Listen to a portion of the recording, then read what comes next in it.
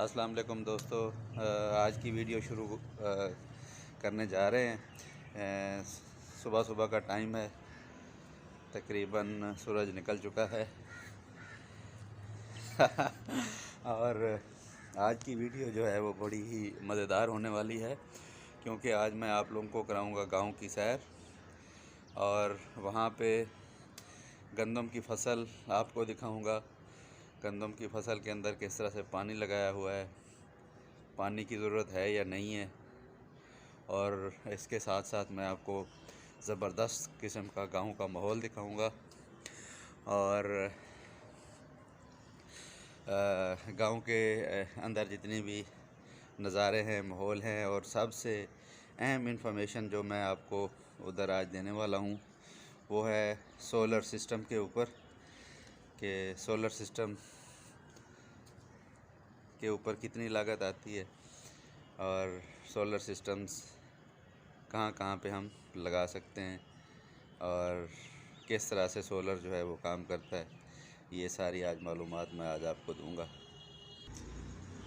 तो चले जी, शुरू करते हैं आज की वीडियो, और आपको दिखाते हैं गांव का माहौल।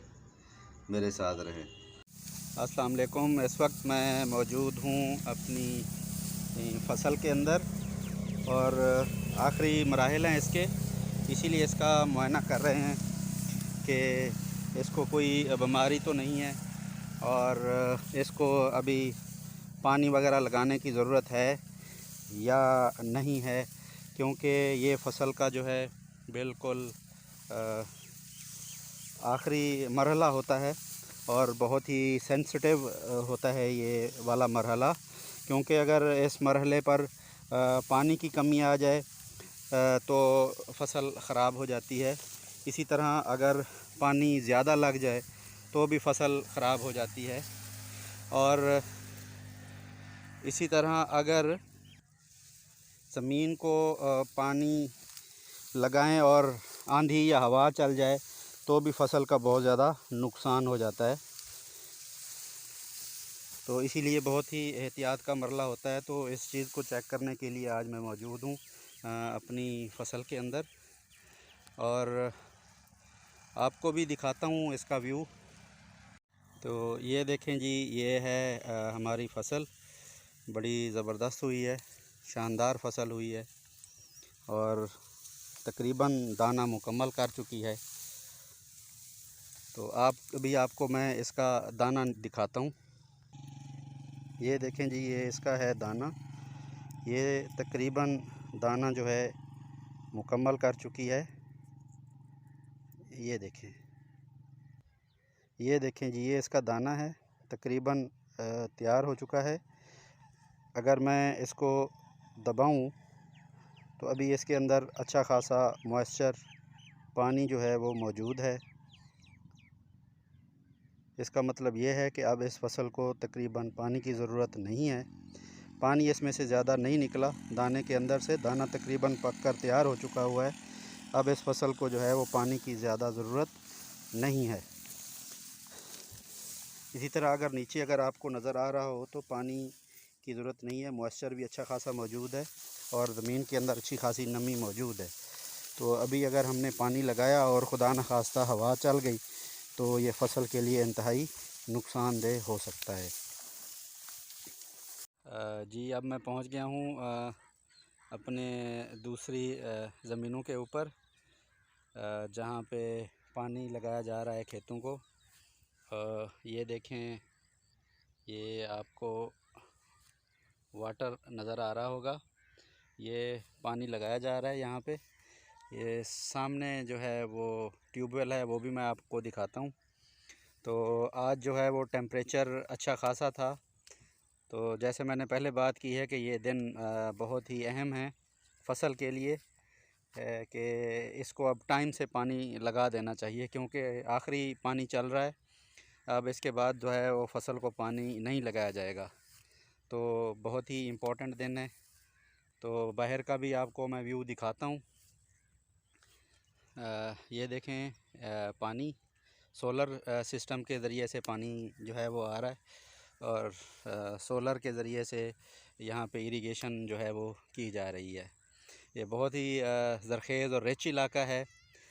थोड़ा सा आपको अभी फ़सल के बारे में भी बताऊंगा। फ़सल भी आपको मैं दिखाता हूँ कि पहले जो मैंने फ़सल दिखाई थी उसमें पानी लगाने की ज़रूरत नहीं थी। अब इसको पानी लगाने की ज़रूरत है, तो क्यों इसको ज़रूरत है और उसको नहीं थी, वो मैंने आपको रीज़न बताई थी कि उसको पानी लगाने की ज़रूरत क्यों नहीं है, और इसको पानी लगाया जा रहा है तो उसकी क्या वजह है, ये भी मैं आपको अभी दिखाता हूँ। ये देखें जी, ये इसका मैं एक दाना निकाल रहा हूँ, जिससे आपको पता चलेगा कि इस फसल को पानी लगाने की ज़रूरत जो है वो क्यों है। ये अभी मैंने ये दाना निकाला है, इसको निकाल के अभी मैं आपके सामने रखता हूँ, आप इसको देखें। तो ये देखें जी, ये अभी दाना जो है वो बनने के मराहिल में है। अभी दाना जो है वो छोटा है, तो इस वजह से इस फसल को जो है वो अभी पानी की ज़रूरत है, और अभी इसका जो है ये आखिरी पानी जो है वो लगा रहे हैं हम। इसको टेस्ट करने का तरीका ये होता है कि अगर दाना मुकम्मल बन चुका हुआ है तो क्या उसके अंदर पानी शानी है या नहीं है। अगर उसके अंदर पानी वगैरह है तो अभी फ़सल को जो है वो पानी की ज़रूरत है। अगर दाना इतना पक चुका है कि अब उसमें से पानी वगैरह नहीं निकलता, तो फिर ये कंसीडर किया जाता है कि पानी की ज़रूरत जो है वो अब नहीं रही। ये देखें जी, अभी दाना भी क्योंकि छोटा था तो अभी इसके अंदर सारा अभी पानी ही है। तो मज़ीद आपको दिखाते हैं कि क्या इस फसल के अंदर कोई बीमारी शुमारी का हमला तो नहीं है, कोई फंगस तो इसको नहीं लगी हुई। तो ये अभी मैं आपको ना थोड़ा सा करीब होके मज़ीद दिखाता हूँ। ये देखें जी, माशाल्लाह इस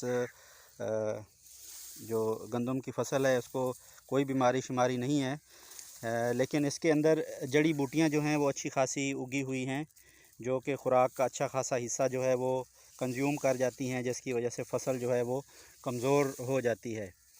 तो इस फ़सल को स्प्रे तो किया गया था, लेकिन क्योंकि मौसम जो है वो साज़गार नहीं था, तो उसका हमें वो रिज़ल्ट नहीं मिला जो हमें इसका रिज़ल्ट मिलना चाहिए था।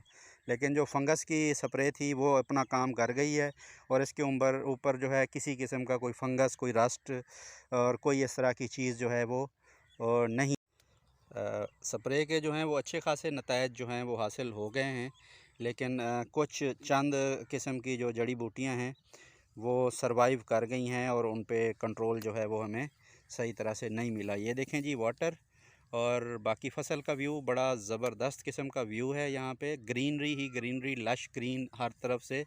और गांव जो हैं, देहात जो है वो बड़ा दूर दूर तक देहात हैं, घर बहुत दूर हैं, और जहाँ से पानी आ रहा है वो भी मैं जगह आपको दिखाने की कोशिश करता हूँ, अगर मेरे कैमरे की अप्रोच वहाँ तक जाती है तो। ये देखें जी, ये जो कोठी है ये डेरा है।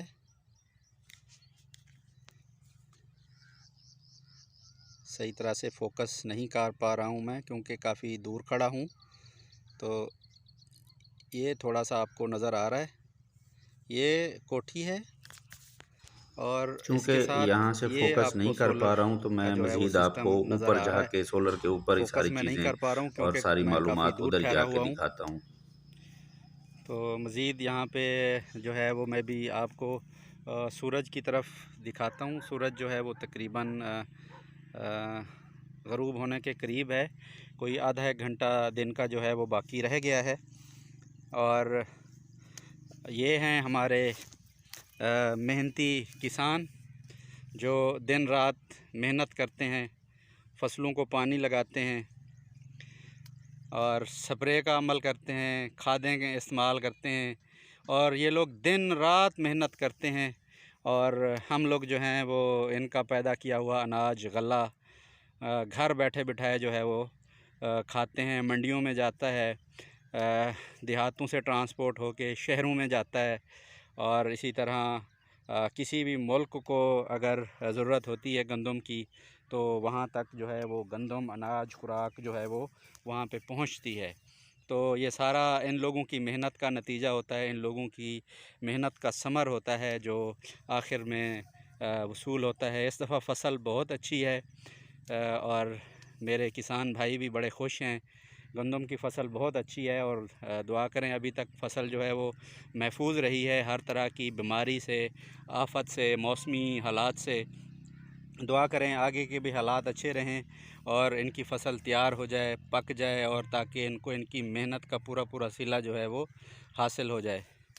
तो दोबारा फोकस किया है मैंने अपने किसान भाई के ऊपर। हाथ हिला दो भाई, व्यूअर्स को हाथ हिला दो, आपको सलाम कह रहे हैं और मैं इनकी अज़मत को सलाम करता हूँ। ये बड़े अजीम लोग हैं जो मेहनत करके जान फशानी के साथ ये सारा काम जो है वो सर अंजाम देते हैं, निहायत ही ईमानदारी के साथ और मुखलिस हो के ये सारा काम जो है ये कर रहे होते हैं, और उसके नतीजे में जो है पूरी इंसानियत को गले की फराहमी जो है वो यकीनी बनती है, और ये सारा इनकी मेहनत का नतीजा होता है। ये देखें जी, ये है सोलर प्लांट। सोलर प्लेट्स के 3 पैनल जो हैं वो इंस्टॉल किए गए हैं इस टरबाइन के ऊपर, जिसका मैं अभी ज़िक्र कर रहा था।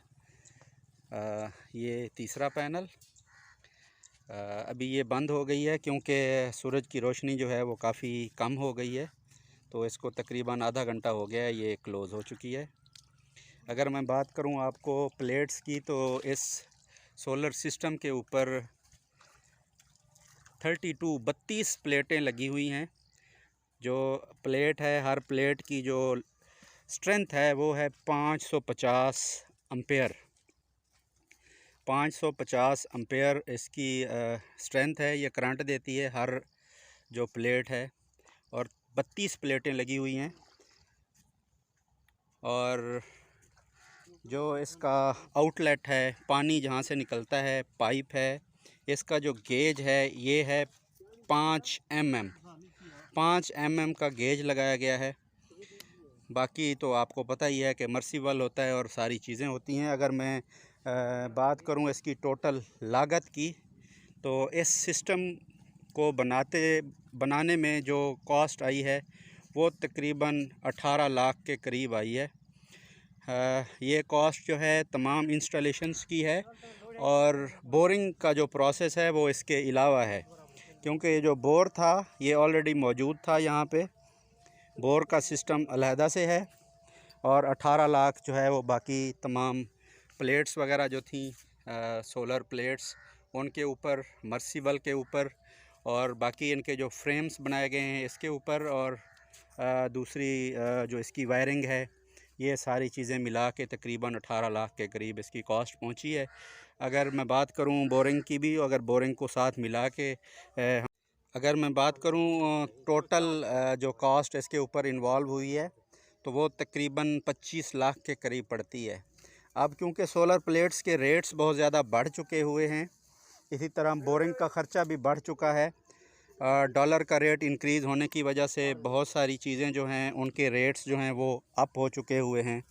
तो अब जो नया सेटअप लगाने का कोई बंदा अगर सोच रहा है, तो उसके पास तकरीबन कोई लगभग 30 लाख के करीब जो है वो रेवेन्यू होना चाहिए, ताकि वो सोलर सिस्टम को जो है वो सही तरीके से बना सके, इंस्टॉल कर सके और रन कर सके।